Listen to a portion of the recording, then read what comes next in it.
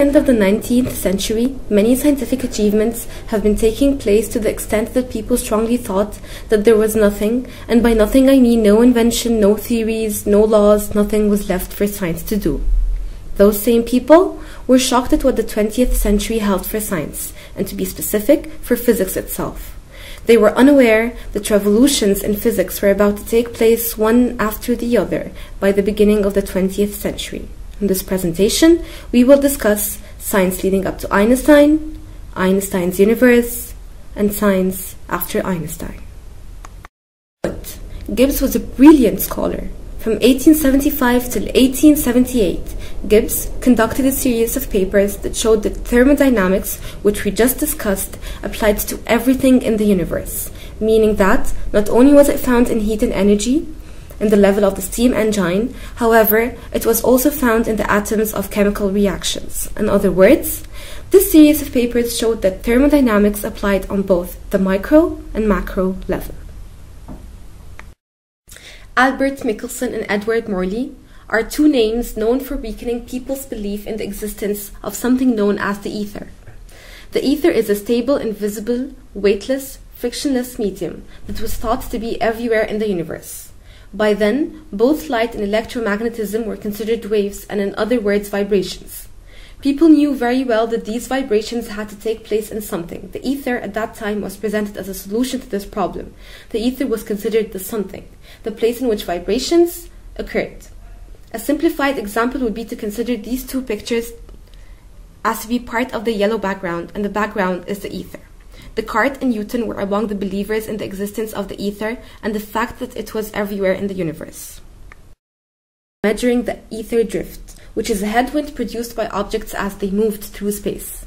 Back in Newton's time, it was predicted that the speed of light was different depending on whether the observer was moving away from the light or towards it.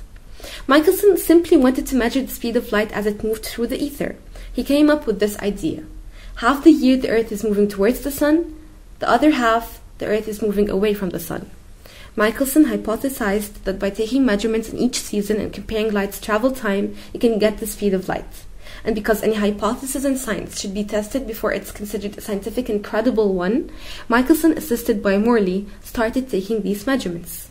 Unfortunately, the results were unexpectedly odd, because through their measurements, both physicists figured out that the speed of light turned to be the same in all directions. What a disappointment for the people, scientists, physicists, and the whole community, who for many years believed in the existence of ether and Newtonian physics. Beginning of the 20th century, which as I stated earlier was the beginning of many revolutions in physics. A theoretical physicist named Max Planck, whom we discussed earlier, came up with what is known as the quantum theory. What this theory basically meant that energy should not be considered a continuous thing, because in fact it isn't.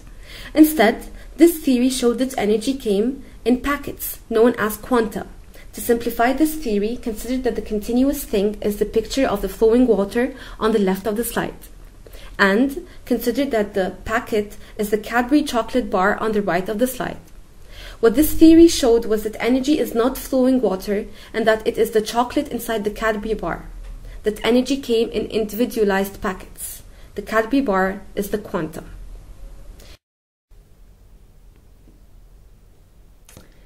Now let's move on to the second part of our presentation, which is Einstein's universe and his famous and outstanding theory of relativity. The following video simplifies this theory. I hope you find it helpful. Imagine two observers, one sitting in the center of a speeding train car and another standing on the platform as the train races by. As the center of the car passes the observer on the platform, he sees two bolts of lightning strike the car, one on the front and one on the rear. The flashes of light from each strike reach him at the same time, so he concludes that the bolts were simultaneous, since he knows that the light from both strikes travel the same distance to his eyes at the same speed, the speed of light. He also predicts that his friend on the train will notice the front strike before the rear strike, because from his perspective on the platform, the train is moving forward to meet the flash at the front and away from the rear flash. But what does the passenger see? As her friend on the platform predicted, the passenger does notice the flash from the front before the flash from the rear, but her conclusion is very different. As Einstein showed, the speed of the flashes, as measured in the reference frame of the train, must also be the speed of light. So, because each light pole travels the same distance from each end of the train to the passenger, she can only conclude one thing if she sees the front strike first. It actually happened first.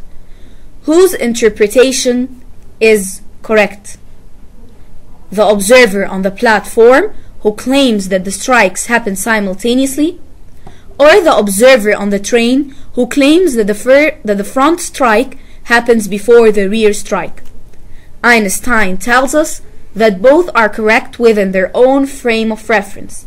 This is a fundamental result of special relativity from different reference frames.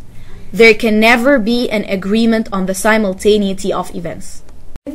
We will examine another common example of Einstein's theory of relativity that explains it very well.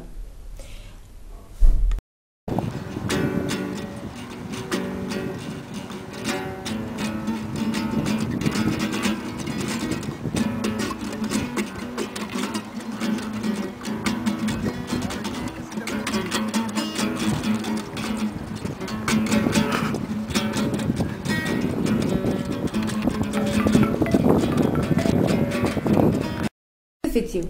Let's examine how does it resemble Einstein's theory of relativity. The girl playing the guitar was playing annoying music. The girl next to her was bothered by this annoying music and decided to get up and stand away. As she did so, the music became quieter bit by bit as she moved away. This does not mean that the level of the music actually went down. It just means that the girl's position relative to the music has changed.